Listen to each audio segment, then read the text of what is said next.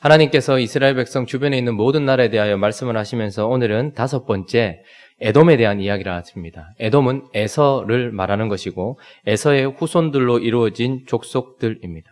우리가 잘 아는 것처럼 에서는 야곱의 형이었습니다. 그러니까 이스라엘의 친족이죠. 형제 국가인 것입니다. 그러나 우리가 잘 아는 것처럼 에서는 죽 한 그릇에 장자의 명분을 팔아버렸고 또 장자의 명분을 팔아버렸기 때문에 그가 가져야 될 축복들을 잃어버린 육신의 대명사로 우리에게 보여주고 있습니다. 그가 죽 한 그릇에 그 장자의 명분을 팔아버린 이유는 무엇일까요? 많은 사람들은 에서가 마치 아주 육신 덩어리인 것처럼 생각을 합니다. 얼마나 배고픔을 참지 못했으면, 얼마나 육신적이었으면, 얼마나 자기 몸뚱아리를 생각했으면 그렇게 할까라고 생각합니다. 그러나 육신이라는 그의 특징은 합리적이고 아주 실용적인 육신적 생각을 이야기하는 것입니다. 그는 영적인 것들을 중요하게 생각하지 않았던 사람입니다. 왜냐하면 이성적으로 생각해 봤을 때 그것은 내게 아무런 유익이 되지 않을 것 같아서 그렇게 했던 것이죠. 앞뒤 재어보지 않고 죽 한 그릇에 장자의 명분을 팔아버린 것이 아니라 아무리 생각해 봐도 지금 내 손에 뭔가 쥐어주는 것도 없고 아무리 생각해봐도 내게 실질적으로 뭔가 해줄 것이 없을 것 같은 이 영적인 축복을 상징하는 장자권이 지금 내가 배고픈 이 문제를 해결하는데 도대체 무슨 의미가 있냐는 거예요. 그러니까 이성적으로, 합리적으로, 실용적으로 생각해보면 이건 아무런 의미가 없기 때문에 아주 이성적 판단에 의하여서 그는 영적인 축복을 팔아버린 사람이었단 말입니다. 그래서 에서는 육신의 생각의 대명사인 것이죠. 그리고 그는 지혜의 대명사가 됩니다. 그래서 에돔 족속하면 그들이 살고 있는 지혜의 보고인 대만이라는 지역이 대표가 되고 그리고 그 대만 지역에 살았던 사람들의 지혜, 그러니까 에서는 언제나 지혜로 우리에게 보여지고 있습니다. 그러나 그들의 지혜에 대해서 하나님께서 뭐라고 말씀하시는지 오늘 본문 말씀 7절을 한번 읽어볼까요? 자, 7절 있습니다. 시작.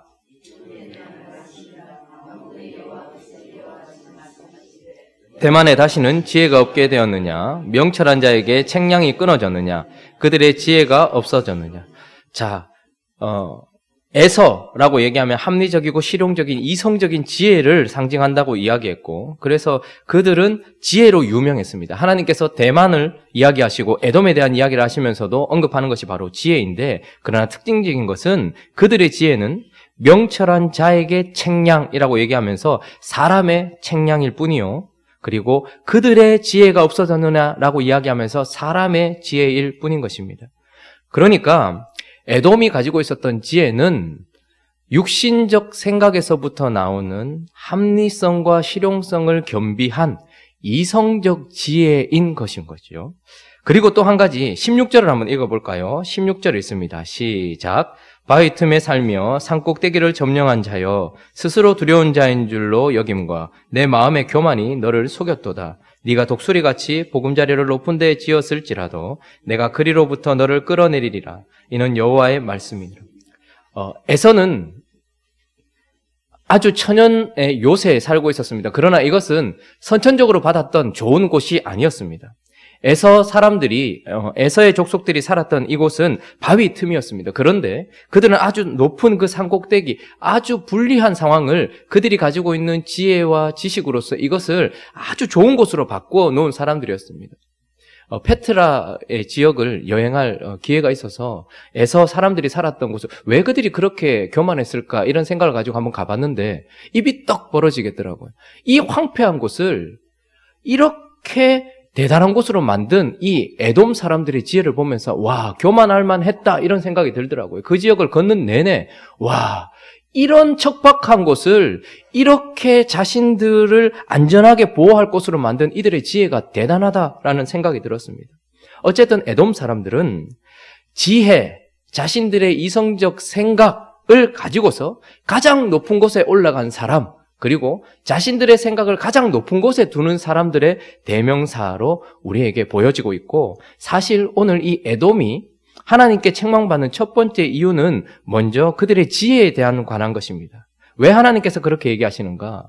이것이 대단한 지혜인 것은 사실이고 상당히 좋은 것은 사실이지만 그러나 이들의 지혜는 영적이지 않다는 것이 문제입니다. 여러분, 욥기를 읽어보셨습니까? 욥기는 가장 오래된 이야기, 창세기와 버금가는 가장 오래된 이야기를 담고 있고 가장 오래된 지혜를 담고 있는 책입니다. 그래서 욥이라는 한 사람의 인생 속에 나타난 일들을 이제 인간의 지혜를 상징하는 에돔 족속 대만 사람 엘리바스라는 이 에돔 사람이 이제 이것을 설명해내기 시작하는 거예요. 욥의 세 친구가 욥에게 일어난 일, 결론적으로는 하나님이 하고 계신 일이죠. 욥에게 왜 이런 일이 일어났는가에 대해서 인간의 지혜가 계속해서 이것을 설명해 나가는데 거기에 가장 중심이 되는 사람이 바로 에돔 사람 대만에 있는 엘리바스라는 말이에요. 그런데 그가 하는 말은 처음부터 끝까지 다 옳습니다. 그의 요점은 무엇이냐면 네가 이렇게 된 이유는 인과응보다 이 말입니다. 신이 전능자가 한 번이라도 죄 없는 자에게 벌을 내리신 적을 본 적이 있느냐? 그러니 네가 죄가 있을 것이고 그 죄를 회개하면 신이 전능자가 너를 회복해 줄 것이라는 그 합리적인 그의 지혜는 틀린 말이 하나도 없지만 그러나 그의 지혜는 경험이라는 것을 토대로 나온 것이었습니다. 지금까지 우리가 살면서 보았고 내 조상들이 지금까지 남겨둔 지혜서를 통해서 볼 때에 전능자가 선하신 자가 공의로우신 자가 죄 없는 자를 친 적이 본 적이 있냐는 거예요. 그러니까 네가 죄가 있다라고 하는 그 이야기는 아주 합리적이고 경험을 바탕으로 한 이성적 철학이었습니다. 그리고 상식을 바탕으로 한 너무나도 합리적인 생각이었단 말이죠. 그러나 아이러니하게도 이 욥에게 가장 아픔을 준 사람은 바로 이 지혜의 보고라고 할 수 있는 엘리바스였던 것이고 결론적으로 하나님께서는 그의 지혜를 책망하십니다. 왜요? 37장까지 길게 이어지는 인간의 지혜의 모든 대답들이 나오고 있어요. 무엇에 대해서? 사실 욥의 인생에 대해서 해석하려고 하지만 욥에게 일하고 계시는 하나님에 대해서 해석을 하고 있는 거예요. 그런데 결론적으로는 하나님께서 가만히 듣고 계시다가 왜 하나님 대답을 안 하실까 생각하다가 38장에 가서야 드디어 하나님께서 말씀을 하시기 시작하시는데 뭐라고 하십니까? 욥이 왜 고난받는가에 대한 이야기는 끝까지 대답하지 않습니다. 그저 질문들을 쏟아내기 시작하세요. 네가 이것을 아느냐? 네가 저것을 아느냐? 네가 이것에 대하여 깨달을 수 있느냐라고 계속해서 주님께서 질문을 하세요. 하나님께서. 무슨 말입니까? 우리의 경험이 갈 수 없는 지점에 대한 이야기, 우리의 이성이 결코 파악할 수 없는 것에 대한 이야기. 그래서 욥에게 일어나고 있는 일은 한계가 있는 너희의 이성이나 아주 짧은 경험을 토대로 해서 알 수 없는 하나님의 뜻에 관한 것이다. 그러므로 너희가 엎드려야 된다 이 말인 것이죠. 우리의 지혜가, 우리의 지식이 합리적이고 실용적인 이성적 판단이 잘못됐다는 말을 하고 있는 것이 아니라 그것이 아무리 선한 것이라 할지라도 이것은 언제나 계시의 발 앞에 있어야 된다는 말입니다. 그래서 철학은 신학의 시녀가 되어야 되고 상식은 언제나 계시 무릎 앞에 꿇어야 된다는 것이죠. 우리가 합리적인 생각을 하지 말라고 하나님은 우리 보고 믿음을 가진 사람은 지적인 자살을 하라고 이야기하지 않습니다. 이성적인 판단을 하고 합리적인 생각을 하며 실용적으로 결론을 내려야 되는 것은 사실이지만 우리는 그러나 그 영역에만 속해 있는 사람들이 아니라는 것이죠. 하나님은 이것을 넘어선 초월자라는 것입니다. 그러므로 이 땅에는 너희의 이성이 판단할 수 없는 부분이 있고 너희의 지혜가 최고가 아니라는 것을 언제나 기억해야 된다. 그러므로 우리의 이성은 언제나 하나님의 계시 발 앞에 있어야 되고 우리의 합리적이고 실용적인 생각은 하나님의 진리 아래에 있어야 된다라는 것을 이야기하는 것입니다. 그러나 에돔 족속은 그들의 지혜를 가장 높은 곳에 두었던 그것을 산꼭대기에 두면서 그것이 최고인 양 생각하면서 나아갔기 때문에 영적이지는 않았단 말이죠. 그러니까 그들의 그 이성적 판단이 결국 욥을 해석할 수가 없다라는 것입니다. 하나님을 이해할 수도 없다라는 것을 우리에게 말씀해 주고 있습니다. 자, 그런데 이들의 지혜는 영적이지 않다는 것뿐만 아니라 이들의 지혜는 결국은 이 인간적인 이성적 지혜는 결국은 하나님께 순종하지 못한다라는 결론이 나기 때문에 문제인 것입니다. 여러분 여기 에돔 족속이 왜 심판받는가에 대해서는 그저 단순하게 대만의 지혜가 그리고 명철이 끊어졌느냐 주님이 약간 비아냥거리시듯이 그렇게 지혜를 책망하시는 것이 느껴지고 16절에 보니까 그들이 교만했다, 마음이 교만했다 이렇게 얘기합니다. 그런데 직접적인 이들이 심판받는 이유를 사실은 이야기하지 않고 있어요. 그런데 한 선지자는 에돔에 대해서만 하나님의 신탁을 받아서 설명을 하고 있는데 오바댜의 오바댜서에 왜 지금 하나님께서 심판하시는지가 나옵니다. 한번 가볼까요? 오바댜. 구약성경 1280, 제 성경은 5페이지입니다. 구약성경 1285페이지. 오바댜 1장 1절부터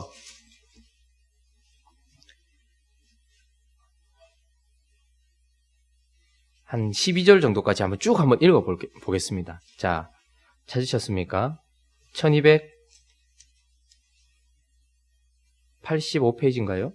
제 성경은 1285페이지입니다. 오바댜 1장 1절부터 한 12절까지 한번 읽어보겠습니다. 읽습니다. 시작.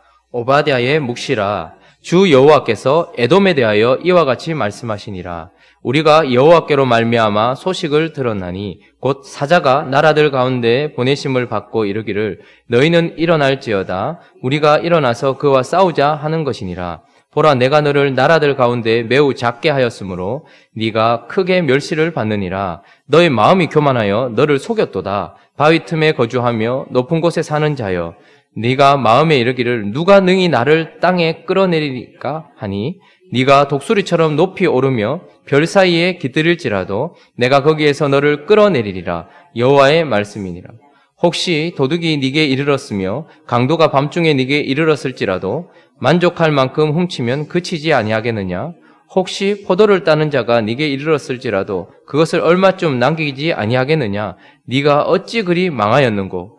에서가 어찌 그리 수탈되었으며 그 감춘 보물이 어찌 그리 빼앗겼는고? 너와 약조한 모든 자들이 다 너를 쫓아 변경에 이르게 하며 너와 화목하던 자들이 너를 속여 이르며 내 먹을 것을 먹는 자들이 내 아래에 함정을 파니 내 마음에 지각이 없음이로다. 여호와의 말씀이니라. 그날에 내가 에돔에서 지혜 있는 자를 멸하며 에서의 산에서 지각 있는 자를 멸하지 아니하겠느냐? 드마나 내 용사들이 놀랄 것이라. 이로 말미암아 에서의 산에 있는 사람은 다 죽임을.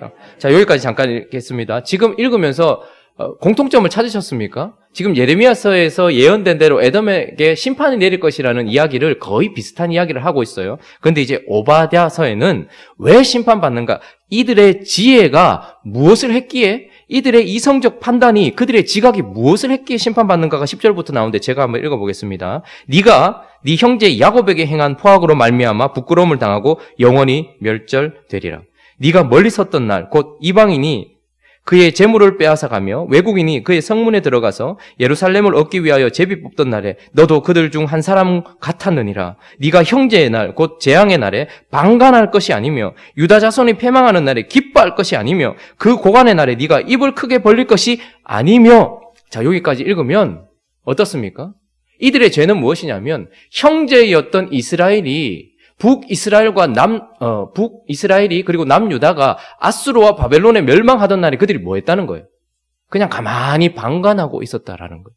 그들은 이스라엘 백성들을 치지 않았습니다. 공격하지 않았습니다. 그저 도와주지 않았을 뿐입니다. 그런데 그 앞절에 계속해서 그들의 지각, 그들의 지혜, 왜 그들이 방관했을까요? 형제인 나라를 왜 그냥 내버려 뒀을까요? 그들의 판단했을 때에는 여기에 나서는 것 자체가 아무런 유익이 되지 않기 때문인 것입니다. 그들의 육신적 생각으로 봤을 때는 이득도 없고 실용적이지도 않을 뿐만 아니라 여기서 지금 합리적으로 행동하는 게 아니라는 것이죠. 괜히 나섰다가, 형제를 도와준다고 나섰다가 우리나라가 멸망할 수도 있는 거예요. 그러니까 그들의 지각이나 그들의 생각에 의하면 결국은 그들은 가만히 있는 것이 가장 지혜로운 것이라고 판단을 내렸고, 그래서 하나님이 원하시는 영적인 것에 대하여 순종하지 못하는 그들의 모습이 되었기 때문에 결국은 북이스라엘과 남유다를 도와주지 않은 것이시지만, 그러나 그들이 방관했다 이 말입니다. 왜 그런 삶을 살았을까요? 하나님이 요구하시는 영적인 삶을 살 수 없었던 이유가 무엇입니까? 그것은 바로 그들의 실용성과 그들의 합리성을 기반으로 한 이성적 판단 때문이었다라는 것을 우리에게 이야기를 해주고 있는 것이죠. 에돔은 이스라엘을 공격하지 않았습니다.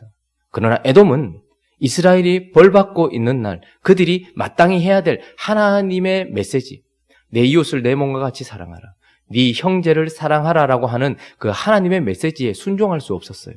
왜요? 아무리 생각해봐도 그들의 판단에 의하면 이것은 정신 나간 짓이라는 생각이 들기 때문이었던 것입니다. 그래서 고린도전서 2장 14절은 무엇이라고 이야기합니까? 한번 가볼까요? 고린도전서 2장 14절 신약성경 265페이지 고린도전서 2장 14절. 자, 앞에도 나와 있죠. 읽습니다. 시작. 육에 속한 사람은 하나님의 성령의 일들을 받지 아니하나니 이는 그것들이 그에게는 어리석게 보이며 또 그는 그것들을 알 수도 없나니 그러한 일은 영적으로 분별해. 육에 속한 사람, 에사와 같은 사람, 이런 사람은 그냥 육신 덩어리 이런 게 아니라 이성적이고 아주 합리적이고 아주 상식적이며 경험을 바탕으로 한 실용성을 가지고 있는 이런 이성적인 사람은 하나님의 성령의 일을 받지 아니하나니 그것들이 그에게는 어리석어 보이는 거예요. 지금 이게 나서는 게 이게 맞냐? 지금 이게 맞냐? 하나님이 말씀하셨냐 아니냐가 문제가 아니고 이것이 지금 괜찮겠냐라는 그들의 생각인 것이죠. 그래서 그들은 어리석어 보이는 거예요. 그렇게 하는 행동 자체가 어리석어 보이는 것이고 뿐만 아니라 그렇게 분별할 수도 없는 것이죠. 순종할 수도 없는 것이다 라고 이야기를 하는 것입니다. 에돔은, 대만은 인간의 가장 높은 수준인 이성을 우리에게 보여주고 있습니다. 합리적인 생각과 실용적인 결론을 내리며 상식과 경험을 바탕으로 한 수준 높은 그 이성, 그러나 그것이 나쁜 것이 아니라 그것이 최고의 자리에 올라가 있는 순간 어떻게 되는 것입니까?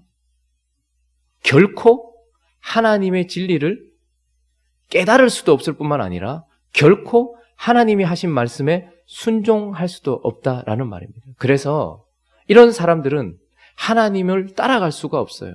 왜냐하면 하나님만큼 비합리적인 분이 없기 때문입니다. 십자가만큼 비합리적이지 못한 이야기가 어디에 있습니까? 전능자가 자신의 아들을 십자가에 못 박고 누군가를 살린다고 하는 이 합리적이지 못한 이것이 유대인들에게는 거슬리는 것이요. 이방인들에게는 어리석은 것이에요. 뿐만 아니라 제자의 길을 간다. 그 길을 갔던 예수 그리스도를 따라가는 그리스도인의 길을 간다. 이것만큼 비실용적인 이야기가 어디 있냐는 말이에요. 이것만큼 어리석어 보는 이야기가 어디 있냔 말이죠. 그러나 하나님은 우리에게 뭐라고 말씀하십니까? 너희의 이성은 하나님 앞에 무릎을 꿇어야 된다는 거예요. 너희의 판단은 언제나 하나님의 진리 아래에 있어야 된다는 것이죠. 그래서 우리의 합리적이고 이성적인 생각은, 이성적인 판단은, 실용적인 결과는 하나님의 진리를 수납하기 위한 도구일 뿐이지, 하나님의 진리를 더 정확하게 우리 속에 저장하기 위한 도구일 뿐이지, 하나님의 진리 위에 서거나 하나님의 진리 옆에 서서는 안 되는 것이다 라는 것입니다. 에돔 사람들은 처음부터 지혜를 자랑했고 많은 사람들은 그들의 이성적 지혜를 칭송했습니다. 그러나 결국은 하나님께 심판을 받는다라고 이야기를 합니다. 계시를 따라 전쟁을 했던 여호수아는 여리고 성도 무너뜨렸습니다. 그러나 인간들의 판단을 따른 아이성 전투에서는 판박이 무너진 것을 보게 됩니다. 하나님의 사람은 이성이 아니라 진리를 따라가는 거예요. 주의 약속하신 말씀 위에 서서 그 진리를 따라가는 것입니다. 상황을 바라보면 하나님께서 하시는 말씀이 있고 그리고 우리의 판단이 있습니다. 가장 좋은 것은 우리의 판단과 하나님의 말씀이 일치될 때예요. 그러나 그렇지 않은 경우 욥에 대하여 아무리 생각해봐도 답할 수 없는 부분이라면 우리는 하나님 앞에 엎드려야지. 37장까지 끊임없이 우리의 생각을 이야기하고 판단을 이야기하면서 내가 다 아는 양 그렇게 해버리면 결국은 하나님 앞에 책망을 받게 되는 것입니다. 오늘 이 아침에 우리는 어떻습니까? 인생을 살다 보니 경험이 우리에게는 많이 있습니다. 우리도 발전된 나라에 살다 보니 교육도 많이 받았습니다. 그리고 어느 정도 이루다 보니 이것이 우리의 업적이 되어 있을 수도 있습니다. 그래서 모든 상황 속에서 우리는 판단하고 생각하고 예측할 수 있는 축복을 가지고 있습니다. 하나님은 이것을 버리라 이야기하지 않습니다. 그런데 그 위치를 우리에게 지금 확인하고 싶어 하십니다. 너의 그 이성은, 너의 그 합리적이고 실용적인 그 너의 생각은 하나님 아래에 있느냐 아니면 가장 높은 곳에 있느냐. 네가 무엇인가를 결정할 때에 너는 무엇을 기준으로서 그것을 결정하느냐. 지금까지는 너의 올바른 판단과 너의 생각이 너의 인생을 인도해 왔다고 생각할지 모르겠지만 그러나 그것이 계시를 따른 것이 아니라면 반드시 높은 곳에 있어서 안전하다 생각하는 바위 틈 사이에 살면서 높은 곳에서 독수리에 버금가는 그런 보금자리에 숨어 있어서 누구도 건드릴 수 없다라고 생각하는 너의 교만이 결국은 내려갈 수밖에 없을 것이다 이야기하는 것이죠. 여러분, 그리스도인의 삶은 이성적 판단으로 이윤을 남기는 삶이 아닙니다. 그리스도인의 삶은 진리를 따라가면서 그저 우리를 하나님께 드리는 삶일 뿐인 것입니다. 이성적 판단은 결국은 우리로 손해보지 않게 만들 뿐이고 우리로 이익을 보게 만들 뿐이지 진리를 따라가게 만들지는 못한다는 것을 기억하시면서 나는 말씀을 따라가는 자인가? 아니면 지혜를 따라가는 자인가? 나는 하나님을 따라가는 자인가? 인간의 책량과 그들의 지혜를 따라가는 자인가? 생각하시면서 오직 진리를 따라가는 하나님의 사람으로서 하루하루 하나님 앞에 거룩한 삶 살아가는 행복한 우리 교회 되기를 예수 그리스도의 이름으로 축원합니다. 우리 같이 한번 기도하겠습니다. 손해보고 싶은 사람 없습니다. 판단하지 않는 사람 없습니다. 생각하지 못하는 사람 없습니다. 경험 없는 사람 없습니다. 그러나 하나님은 그것을 제일 위에 두지 말라고 말씀하십니다. 합리성과 실용성이 결과가 된 이성적 판단에 의한 삶은 결국 하나님께서 책망하셔서 내 마음의 교만이 너를 속였도다. 네가 독수리같이 보금자리를 높은 데 지었을지라도 내가 그리로부터 너를 끌어내리리라. 이는 여호와의 말씀이니라. 우리의 삶이 어쩌면 37장까지 우리의 지혜를 뽐내던 삶이었다면 이제 하나님 앞에 서서 그분 앞에 무릎을 꿇는 삶이 될 수 있게 해달라고 그렇게 기도했으면 좋겠습니다. 그래서 모든 순간 하나님의 진리를 따라서 움직일 수 있는 겸손함을 우리에게 허락하여 달라고 기도했으면 좋겠고, 특별히 행복한 우리 교회가 이제 앞으로 걸어 나갈 때마다 우리의 판단에 의한 그런 계획이 아니라 주님의 판단에 의한 순종으로 나가는 행복한 우리 교회 될 수 있게 해달라고 그렇게 기도하고 또 각자의 기도 제목들을 가지고 함께 기도하며 나가도록 하겠습니다. 기도하겠습니다. 거룩하신 하나님,